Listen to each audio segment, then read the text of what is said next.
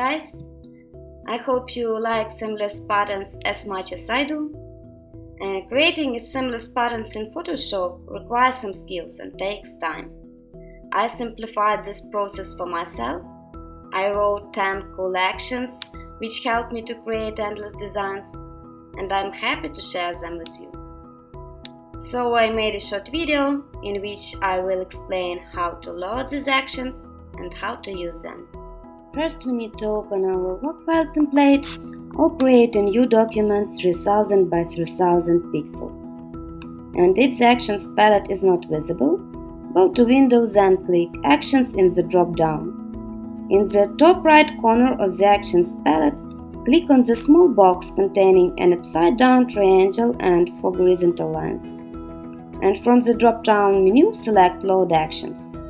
Navigate back where you saved the actions and select the file adding in ATN. I named my actions file Seamless Patterns ATN. Click Open and your actions will load into the Actions palette. Here they are. When the actions are loaded into the Actions palette, they will remain unless you delete the original folder where you saved the actions. So now you can paste your design into the file on a separate layer. I'll take my cute art. And make sure that you have a regular layer. If you have vector object or smart object, you need to rasterize it.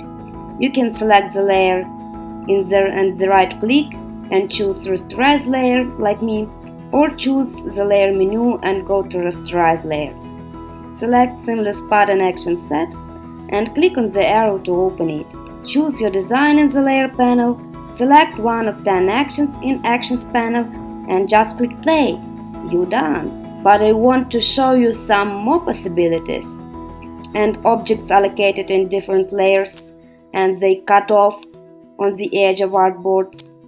But that's not all. You can insert another design and you can choose another actions. I will insert my new picture, rasterize it, and play my second action. All designs are located in separate layers, and this is great. So you can transform, resize, move some layers, and even delete them.